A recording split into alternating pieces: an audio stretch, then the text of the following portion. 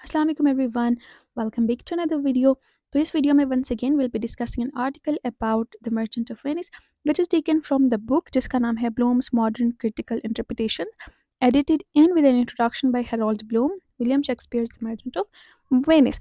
तो इसका ये वाला जो पार्ट है, ये वाला जो आर्टिकल है which is written by Tony Tanner, इसका जो टाइटल है that is which is the merchant here and which the Jew, the Venice of Shakespeare's Merchant of Venice. तो हम कुछ वीडियोस में मर्चेंट ऑफ वेनिस के बारे में आर्टिकल्स को डिस्कस कर रहे हैं and I am airing this video to the playlist जिसका नाम होगा Shakespeare's the merchant of Venice. Go visit the playlist, watch other videos too. अगर आप एग्ज़ाम प्रिपरेशन के लिए वीडियो देख रहे हैं तो यू मस्ट वॉच, बिकॉज वहीं कन्वेंशनल चीज़ें नहीं हैं, बल्कि we have study each and everything with proper reference, और बुक से हमने सारी चीज़ें पढ़ी हैं which can strengthen your answer while examination. Okay, तो ये वाला चैप्टर डिस्कस करते हैं which is the merchant here and which the Jew. सबसे पहले बैकग्राउंड. जब पोर्शिया प्ले के अंदर कोर्ट रूम में जाती है, बेस बदल के वो बाल्थसर बन के जाती है, तो वो सबसे पहले क्या चीज़ पूछती है? उसका जो पहला क्वेश्चन था वो है विच is the merchant here and which the zoo, जिसका यहाँ पे मैंने मेंशन भी किया. तो पोर्शिया जब बाल्थसर बन के इंटर करती है तो सबसे पहले वो ये क्वेश्चन पूछती है. तो इस क्वेश्चन को जब क्रिटिक्स ने देखा तो फिर उन्होंने ये जाना कि ये क्वेश्चन तो बहुत डिबेटेबल है कि पोर्शिया ने ये क्वेश्चन क्यों पूछा. कुछ क्रिटिक्स ये कहते हैं, ज़्यादातर क्रिटिक्स ये कहते हैं कि पोर्शिया ने ये जो क्वेश्चन पूछा था वो इंटेंशनली पूछा था, वो जान के पूछा था. और किस वजह से पूछा था? रिलीजियस एंड रेशियल डिस्क्रिमिनेशन की वजह से पूछा था. पोर्शिया की इस क्वेश्चन से रिलीजियस डिस्क्रिमिनेशन का पता लगता है कि वहाँ पे जू का जिक्र करके उनको डिस्क्रिमिनेट किया गया, और रेशियल डिस्क्रिमिनेशन का भी पता लगता है कि किस तरह जूस को रेशली और रिलीजियसली डिस्क्रिमिनेट किया गया है. अगर हम इनकी ये बात मानते हैं कि पोर्शिया का ये क्वेश्चन रिलीजियस और रेशियल डिस्क्रिमिनेशन को शो करता है, तो हमारे पास आर्ग्यूमेंट्स भी होने चाहिए कि जिनके ज़रिए हम ये प्रूव करें कि पोर्शिया का ये जो क्वेश्चन है वो डिस्क्रिमिनेशन को शो करता है. इसलिए हम आर्ग्यूमेंट्स को डिस्कस करेंगे. द फर्स्ट आर्ग्यूमेंट ये है कि जब प्ले कंटिन्यू करा होता है तो तब उनकी अपीयरेंस से ही पता लगता है कि ज्यू कौन है और मर्चेंट कौन है, क्योंकि ज्यूस जो उस टाइम के थे वो गैबरडाइन पहनते थे. उनका एक ओवर कोट टाइप होता था जिसको गैबरडाइन कहा जाता था, जो कि ज्यूस की पहचान होती थी. तो उसने पहना हुआ था, शाइलोक ने वो पहना हुआ था. और इसका पता हमें किसे लगता है? जब प्ले में पहले हमें इस बात का जिक्र किया गया है कि Antonio habitually spits on it. Antonio जो है वो हैबिचुअली इस गैबरडाइन के ऊपर स्पिट करता होता है, तो इसका मतलब है कि शाइलोक इस गैबरडाइन को पहने हुए. जब शाइलोक गैबरडाइन पहने हुए तो इसको देख के ही पोर्शिया को पता लग जाना चाहिए कि वो एक ज्यू है, बट स्टिल उसने पूछा. तो क्यों पूछा? क्योंकि इसके पीछे रेशियल डिस्क्रिमिनेशन का फैक्टर है.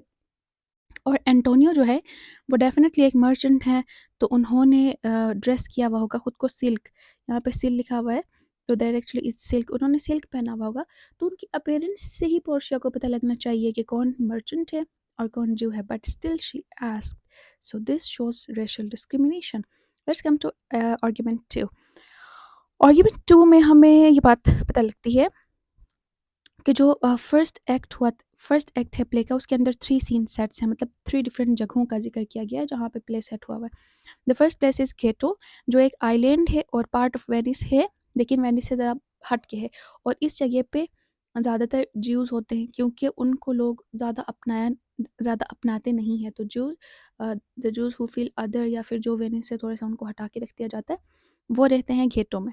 दूसरी जगह है बेलमोंट जहाँ पे पोर्शिया रहती होती है, और तीसरी जगह है रियाल्टो वेनिस जहाँ पे एरिस्टोक्रेट्स और ऐसे लोग रहते हैं वेनिस में. ये 3 जगहें हैं. अब वहाँ पे प्ले के अंदर पहले से ये बात क्लियर है कि शाइलोक जो है वो घेटो का रहने वाला है, वो घेटो में रहने वाला है. तो पोर्शिया को जब ये पता है कि शाइलोक घेटो का रहने वाला है, तो उसको ये भी पता है कि शाइलोक ज्यू है. उसके रेजिडेंस से ही पता लगता है कि वो एक ज्यू है. लेकिन फिर भी पोर्शिया ने ये क्वेश्चन पूछा, विच is the merchant here and which the ज्यू. तो this shows racial and religious discrimination. Argument 3 कुछ इस तरह की है कि although place title is the merchant of Venice. देखिए, प्ले का टाइटल मर्चेंट ऑफ वेनिस है, अगर हम टाइटल को इंटरप्रेट करते हैं, मर्चेंट ऑफ वेनिस शाइलोक भी हो सकता है क्योंकि वो भी मर्चेंट है, वो भी वेनिस का ही है, और एंटोनियो भी मर्चेंट है, वो भी वेनिस का है। तो द मर्चेंट ऑफ वेनिस जो है वो शाइलोक के लिए भी फिट आ सकता है और एंटोनियो के लिए भी फिट आ सकता है।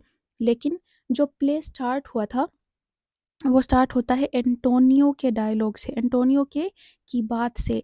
वो इस तरह कह रहा होता है शुरू में कि I know not why I am so sad. तो इस तरह एंटोनियो से ही प्ले शुरू होता है, हालांकि टाइटल को हम दोनों तरह से इंटरप्रेट कर सकते हैं। तो इससे भी हमें यह पता लगता है कि पूरी प्ले के अंदर फोकस जो है वो एंटोनियो पे किया गया है, शाइलोक पे नहीं किया गया है। अगर टाइटल शाइलोक के बारे में होता तो प्ले स्टार्ट भी शाइलोक की ही बात से होता। तो इस बात से भी हमें पता लगता है कि पूरी प्ले के अंदर देयर इज डिस्क्रिमिनेशन। उसके अलावा चौथी बात यह है कि प्ले के अंदर की जो सेटिंग है उसमें ये होता था कि ये जो शाइलोक है, जो ज्यू है, वो क्या करता है यूजरी, यानी कि वो लोगों को पैसे दे के उनसे सूद ले रहा होता है, ये तो है। और एंटोनियो जो दूसरी तरफ है, वो एक ऐसा मर्चेंट है जो कि पैसे तो लोगों को, नीडी लोगों को देता है, वो मनी देता है, लेकिन उनसे इंटरेस्ट नहीं मांगता, उनसे सूद नहीं मांगता। और इसी वजह से शाइलोक उनसे ये भी कहता होता है कि यू प्रोडिगल क्रिश्चियन मतलब जो लोगों की हेल्प करता है इस तरह से। तो वो उससे यू प्रोडिगल क्रिश्चियन भी कहता है। तो इस बात से भी हमें पता लगता है कि एंटोनियो मर्चेंट है, जो कि लोगों को इंटरेस्ट के बगैर लोगों की हेल्प करता है। तो ये बात क्लियर हो गई कि एंटोनियो ही मर्चेंट है और ज्यू शाइलोक है। बट स्टिल पोर्शिया ने ये बात पूछी। तो मतलब ये जो क्रिटिक्स ये वाला आर्टिकल लिख रहे थे, उन्होंने ये कहना चाहा है कि देयर समथिंग फिशी, मतलब कुछ तो है, there is something kind of discrimination की जिसकी वजह से पोर्शिया ने ये वाला क्वेश्चन पूछा है। Then comes argument 5। Before Shakespeare Marlowe wrote, Shakespeare से पहले मार्लो ने भी एक प्ले लिखी थी। उस प्ले का नाम था द जू ऑफ माल्टा। और शेक्सपियर की ये जो प्ले है द मर्चेंट ऑफ वेनिस, इन दोनों में बहुत सारी चीज़ें कॉमन है और सिमिलर हैं।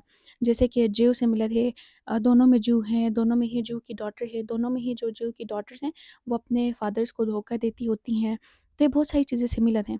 तो क्रिटिक्स ये कहते हैं कि शेक्सपियर अपने प्ले का नाम द जू ऑफ माल्टा की जगह द जू ऑफ वेनिस भी रख सकता था। द जू ऑफ वेनिस अगर वो रखता तो तब हमें पता लगता कि ये जो टाइटल है वो शाइलोक के बारे में। लेकिन शेक्सपियर ने ऐसा नहीं किया, बल्कि शेक्सपियर ने लिखा अपने प्ले का title the merchant of Venice. तो यहाँ पे भी एंटोनियो पे ज़्यादा फोकस हो रहा है, इनडायरेक्टली यहाँ पे क्रिश्चियनिटी पे ज़्यादा फोकस हो रहा है, और रिलीजियस डिस्क्रिमिनेशन है, जो ज्यूज़ हैं उनकी तरफ डिस्क्रिमिनेशन शो की गई है। और ओवरऑल प्ले के अंदर क्रिश्चियनिटी पे फोकस है। इन सभी आर्ग्यूमेंट से हमें ये पता लगता है कि पोर्शिया का जो क्वेश्चन था वो इंटेंशनली था, ताकि उसके पीछे जो भी रिलीजियस और रेशल डिस्क्रिमिनेशन है उसका पता लग सके। That is all. I hope आप लोगों को समझ आ गई होगी। Okay, that's all. नहीं भी आई है तो that's okay. Don't forget to like, share and subscribe. अल्लाह हाफिज़।